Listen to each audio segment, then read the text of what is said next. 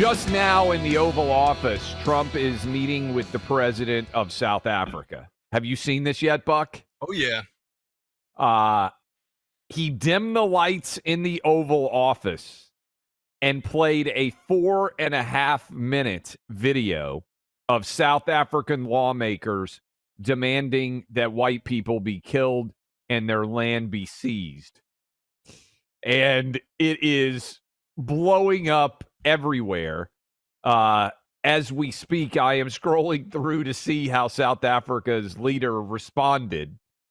But it is really pretty extraordinary, these moments that Trump is having in the Oval Office with leaders of foreign countries, whether it was Zelensky in February, now the South African leader today. And of course, this comes on the heel, was it 50 some odd South African farmers who were white being granted amnesty in the United States.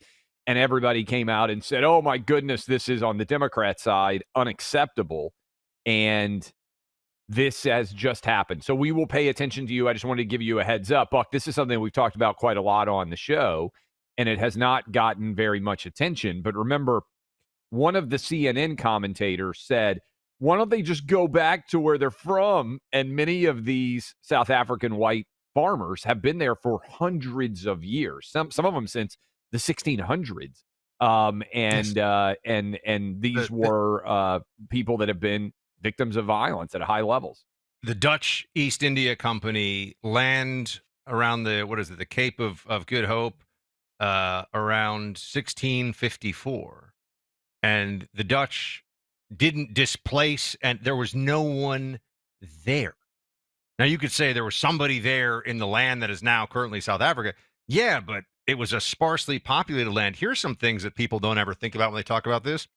What was considered tribal land at that point? Well, they may be curious to know that in the 17th century in that part of Africa, the tribes, almost to, I think every single one, I mean, I'm trying to think if there's any exception, Clay, they were migrant herdsmen, if you will. So they were constantly on the move. They would move with the seasons. They would move with their herds. They were overwhelmingly herding societies. So what's their land? Or rather, how much land? Or what really is this? Why is it that there's an assumption that to be native to Africa, you have to be black? There are people now. I know people are going to say everybody originated from Africa, and I'm aware of this too, and the anthropological origins of the human species. But there's the whole northern part of Africa. Is Egypt part of Africa? It's a fun thing to ask people this. Is Egypt part of Africa? They go, well, yes, but so are Egyptians Africans? People will say no.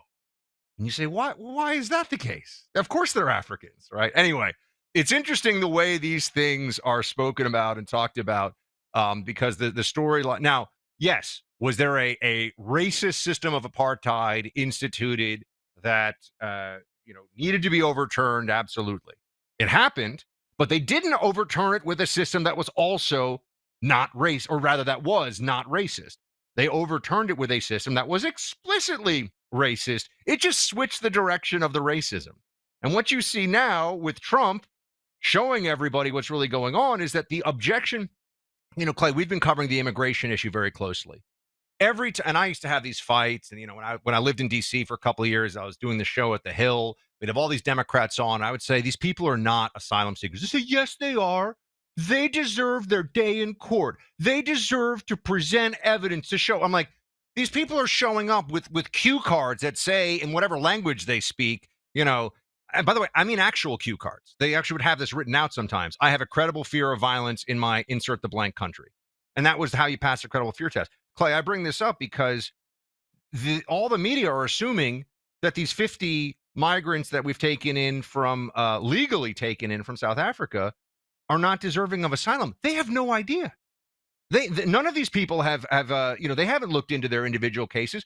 Their objection to the South African migrants, and this goes to what Trump is explicitly, I think, showing everybody right now, is that they are white and that they've come here legally. Yeah, look, sorry, I'm just catching up because of this Oval Office event. It reminds me of what happened with Ukraine, where we're live on the air and we're like, oh my goodness, like this is kind of remarkable. I'm sending some clips in to our team so that they can be on top of this and we can share with all of you.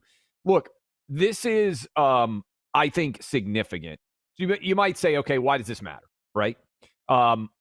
Well, and again, I'm texting in different clips that have just happened in the Oval Office to our team so that we can make sure that we're on top of this. What is really happening here in the Oval Office is, and this is unique, I don't remember this happening very often.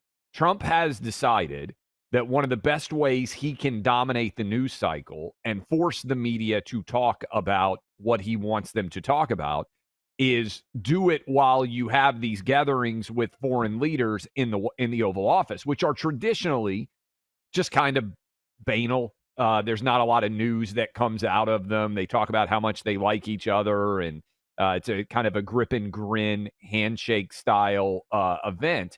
Trump is turning them into must-see television and also forcing then the media to cover what takes place there. Now, I can already tell you what the response to this is going to be.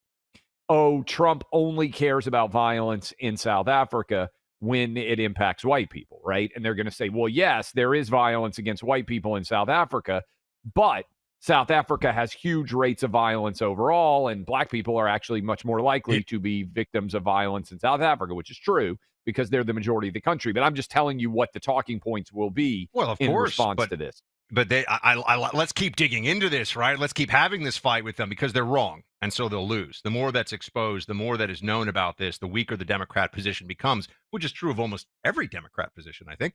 But in this case, I think they're digging a deeper hole for themselves than they realize. First of all, Clay, the people, and you're right about what their talking points will be. The people that would make that case, though, are also people who, in this country, for example, we'll say they only care about, let's say, police brutality or police violence that involves members of the black community. Correct. Even though, guess what? Overwhelmingly, it is members of the white community who suffer from state or police violence. But they will say, oh, it's all about the proportion.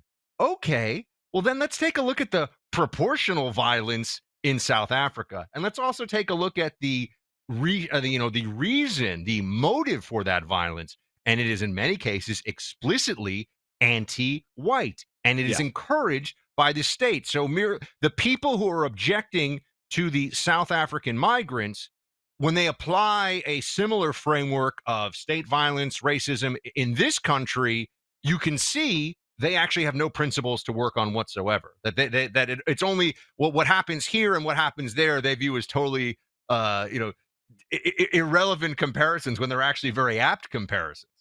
Yeah, well, look, I mean, I use this analogy all the time because I think it is an important aspirational goal. Lady Justice is blind.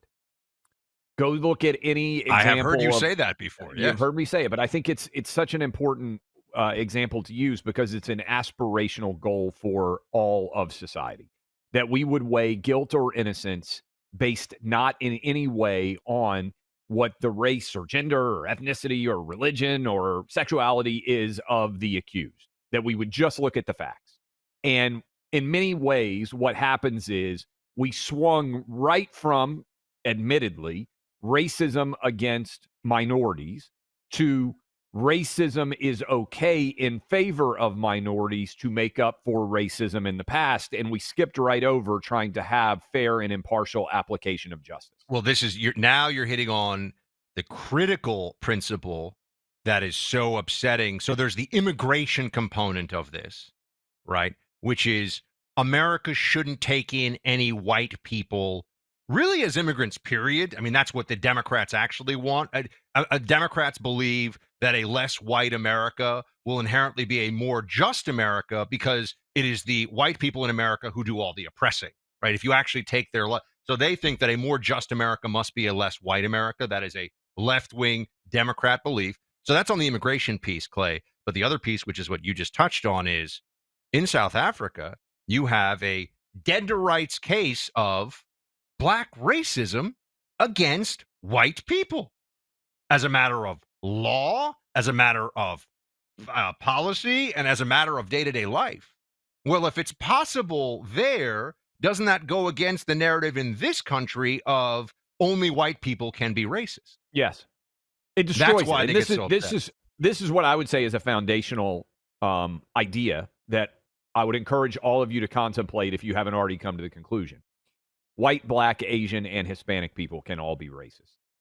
That is 1,000,000,000% true. Kind of like we're very anti-cancer here. We're very anti-racism. Yes. But, the thing with, like, the cancer, like, there's no good cancer and there's no good racism. We're anti it across the board. I'm anti any racial animus based on skin color. I'm anti all tumors, right? I mean, this is, you can be consistent. Yes. And we wish nobody ever died. We would be very pro immortality, too. Yes, we are. Pro-living. Anti-death. Yes. Anti-death, pro-living. But I do think that statement that I just made, white, black, Asian, and Hispanic people can all be racist. Many Democrats, many left-wing voters would say, no, Clay, you're wrong. Well, they fundamentally reject people. That. Yes. Only white people can be racist, and therefore we can only focus on racism white in the direction of black, Asian, or Hispanic. And what's really fascinating about this, you question me. You say, okay, Clay, I don't disagree. Remember when Stop Asian Hate just vanished? Oh, yeah. When they decided that Asian hate was actually being driven largely you know what the by problem black with people? that campaign was? Surveillance cameras. Yeah. It was rough. It was rough how that one played out. It was like 2 months. They were like this, and it was post-COVID. They were like, this rise of anti-Asian hate is unacceptable. Well, because the media was like, it must be guys named Billy Bob in MAGA hats. Yeah. And no, it turned out it was not.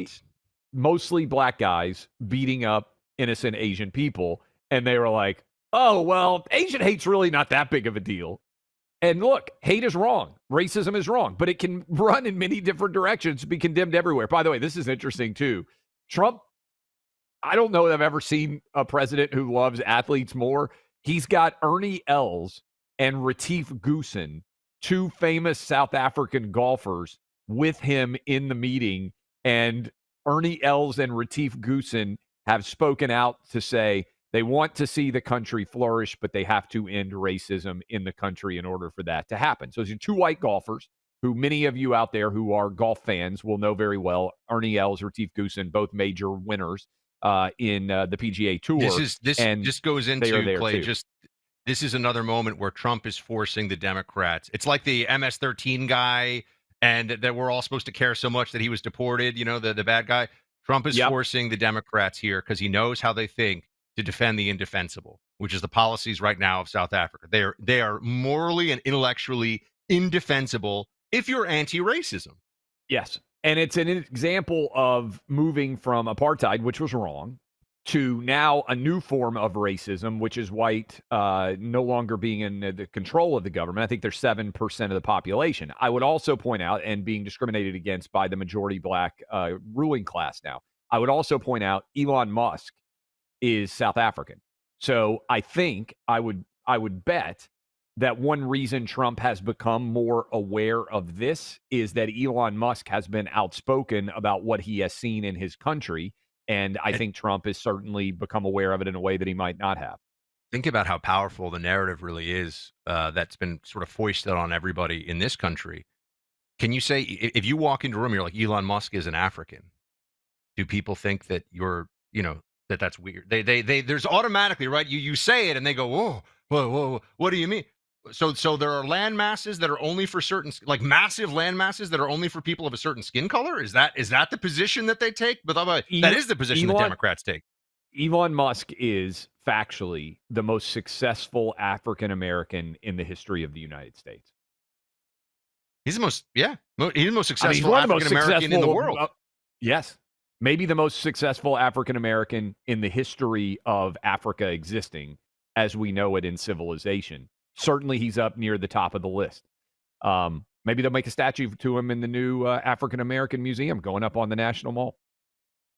That would be, can you imagine the reaction if Trump came out and said, hey, I think we need an Elon Musk wing in the new African American mall that's going up on the Capitol Mall. Mm-hmm. That would, the reaction to that would be absolutely hysterical. All right, look, we'll get back into this. We'll actually take you to a couple of clips of the president here in just a second, talking to the president of South Africa. But your online identity is worth a lot to cyber hackers. Then the latest scam involves a phone call. They get your name and number from a stolen database and call you posing as an IT professional. They trick you into revealing private info. These guys are sophisticated, they're bad actors, and they can trick very smart people. You're busy, you're not thinking all the time about how someone's trying to scam you, and that's when they pounce. This is why you need someone to have your back. LifeLock, my friends. LifeLock detects and alerts you to potential identity threats you may not spot on your own, like someone taking out loans in your name or racking up charges on your credit card. And if you do become a victim of identity theft, a dedicated U.S.-based LifeLock restoration specialist will fix it guaranteed or your money back. Having LifeLock gives you peace of mind knowing someone has your back online. Help protect yourself. Get LifeLock. Join now. Save 40% off your first year with promo code BUCK. Call 1-800-LifeLock or head to lifelock.com. Use my name, Buck, as your promo code for 40% off. Terms apply.